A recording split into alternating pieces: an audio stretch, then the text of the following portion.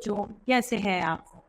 आज हम हमारा पाठ लड्डुओं का बंटवारा को पढ़ेंगे और समझेंगे। बंटवारा मतलब आपस में बांटना किसी भी चीज को, बट यहाँ पर हम लड्डुओं का बंटवारे को पढ़ेंगे और समझेंगे। तो आइए इस पाठ को देखते हैं।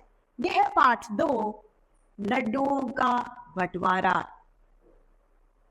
प्राचीन समय में एक गांव में रामदेव और श्यामदेव नाम के 2 ब्राह्मण रहते थे। ब्राह्मणों का नाम क्या था? रामदेव और श्यामदेव। वे आपस में घनिष्ठ मित्र थे। एक दिन दोनों ने अपने प्रिय भक्त सेवक राम के घर जाने का निश्चय किया। अब सेवक राम कौन था? उनका परम भक्त था। उनके यहाँ जाने का उन्होंने निश्चय किया। वे दोनों सेवक राम के घर पहुंच गए। सेवक राम ने दोनों को आदर के साथ बैठाया और उनका स्वागत किया। उसके बाद सेवक राम उनके सामने थाली में 5 लड्डू और पानी के 2 गिलास रखकर अपने काम पर चला गया। अब उन्होंने अपने भक्त के यहाँ जाने का निश्चय किया। सेवक राम के वहां पहुंच जाते हैं। अब सेवक राम ने उनका बड़ा आदर सत्कार किया। अब वह क्या करता है?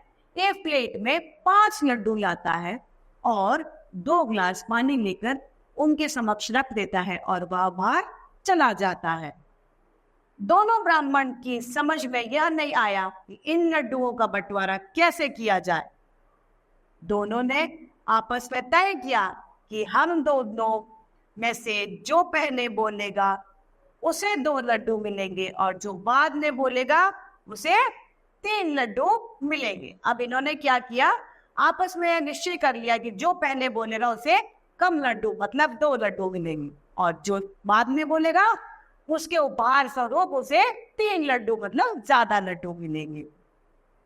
अब दोनों ब्राह्मण गूंगे बनकर बैठ गए, मतलब कुछ बोल नहीं रहे थे।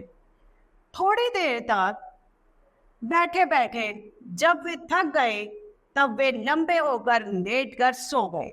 अब वो क्या हुआ? थोड़ी देर बैठे बैठे थक गए। थकने के बाद में वो लेटकर सो गए। सेवक राम जब अपने काम पर से लौटकर आया तो वह आश्चर्यचकित रह गया। उसने देखा दोनों ब्राह्मण ने न तो कुछ बोल ही रहे थे और न ही हिल-डुल रहे थे। अब उन्होंने क्या देखा? दोनों ब्राह्मण जो थे न तो बोल रहे हैं और न इधर उधर हिल रहे हैं। सेवक राम के लगातार बोलने पर जब दोनों में से कोई भी कुछ नहीं बोला तो सेवक राम ने कुछ लोगों को बुलाया। उसको अब मन में चिंता सताने लगी कि ये दोनों बोल क्यों नहीं रहे, आखिर में क्या कारण हुआ। इसलिए उन्होंने कुछ और लोगों को भी सेवक राम ने बुला लिया। उन लोगों में से एक बोला, लगता है इन्हें किसी विषैले सर्प ने काट लिया है। एक क्या कहता है? इन्हें किसी सांप ने खा लिया। दूसरा व्यक्ति कहता है, मुझे तो ऐसा महसूस हो रहा है कि दोनों के प्राण पखेरु हो गए हैं, मतलब इन दोनों की मृत्यु हो गई है। दूसरा व्यक्ति ऐसा बोलता है। सेवक राम ने दुखी मन से कहा, चलो भाई तो फिर इनका अंतिम संस्कार ही कर देते हैं। अब सेवक राम क्या कहता है? अगर भाई इनकी मृत्यु हो ही गई है तो चलिए इनका अंतिम संस्कार भी हम कर देते हैं। यह सब सुनते हुए भी दोनों ब्राह्मण खामोश रहे। इतनी बात सुनने के बावजूद भी दोनों ब्राह्मण चुप ही रहे। दोनों मन ही मन सोच रहे थे कि जो भी पहले बोलेगा उसे ही 2 लड्डू खाने पड़ेंगे। अब सिर्फ एक लड्डू की वजह से ही वो चुप थे, इसलिए दोनों तब भी चुप्पी साधे लेटे रहे। 4 लोगों ने उन्हें चारपाई पर रखा और शमशान की ओर लेकर चल दिए। अब 4 लोग उनके चारपाई पर बैठाकर मतलब उन्हें लिटाकर और शमशान की ओर लेकर चलने लगे। फिर भी दोनों दम साध कर ही लेटे रहे। दोनों में से एक भी नहीं बोला। अब इतना होने के बावजूद भी लड्डू के लालच में वे लोग अब भी नहीं बोले और चुपचाप लेटे ही रहे। दोनों को शमशान पहुंचकर चिता पर लिटा दिया। रामदेव ने मन ही मन सोचा, मृत्यु तो आ ही रही है, तो मर भी जाऊंगा, लेकिन 2 लड्डू हरगिज नहीं खाऊंगा।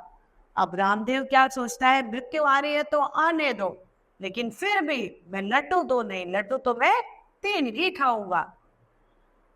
खाऊंगा तो पूरे 3 ही लड्डू। सेवक राम जैसे ही चिता में आग लगाने के लिए बढ़ा तो श्यामदेव डर के मारे उठकर बैठ गया और बोला, रामदेव तुम 3 खा लेना, मैं 2 खाकर ही खुश रह दूंगा। अब रामदेव नाम का जो भक्त था श्यामदेव, वह डर गया कि अब तो मैं मर ही जाऊंगा, शमशान आ गया हूँ, अब तो ये लोग मुझमें अग्नि लगा देंगे चिता में। तो वह डर गया, बोला नहीं भाई तुम ही 2 लड्डू खा लेना, मैं 2 खा के खुश हूँ, तुम मेरे से ज्यादा 3 खा लेना, लेकिन मैं ऐसा नहीं कर सकता।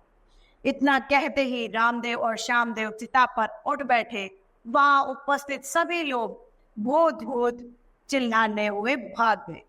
अब जब सभी लोगों को ये लग रहा था कि ये लोग मर गए हैं, और जैसे ही वो उठे तो सभी लोगों को लगा कि ये भूत है, और सब भाग गए। उन्हें लगा कि दोनों ब्राह्मण उनको खाने की बात कर रहे हैं। उन्हें क्या लगा कि ये जो दोनों ब्राह्मण है वो लड्डुओं की खाने की बात नहीं, इंसानों को खाने की बात कर रहे हैं। उसके जाने के बाद रामदेव और श्यामदेव दोनों भक्त सेवक राम के घर पहुंचे और लड्डू खाने लगे। इस प्रकार रामदेव ने 3 लड्डू और श्यामदेव ने 2 लड्डू खाकर लड्डुओं का बंटवारा किया और पानी पीकर अपने घर को चले आए। अब उन्होंने आखिर में वो लड्डू खा ही लिए।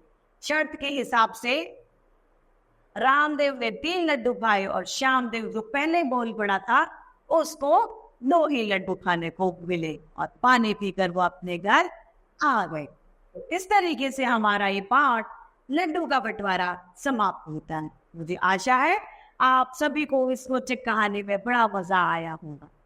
वो आज के लिए इतना ही, फिर मिलते हैं। धन्यवाद।